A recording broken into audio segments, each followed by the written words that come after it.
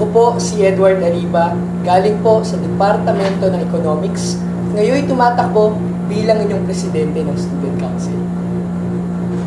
Now, Edward, gustong malaman ni John David Lixie kung meron kang mga plano para matulungan ang ating kolehiyo to improve its past school level.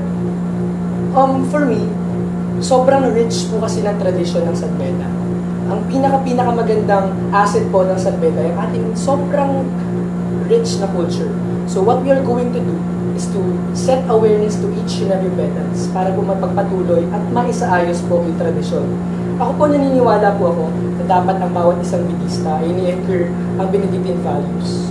Kung mag-i-anchor po yan sa bawat isang Bedista, naniniwala po ako na hindi na po natin kailangan pagplanuhan at paghandaan po ang Paasko dahil it will go naturally.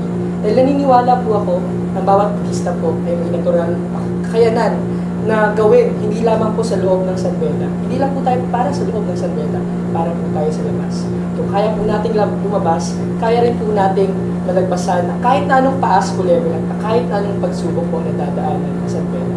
Dapat maraming salamat. Salamat din.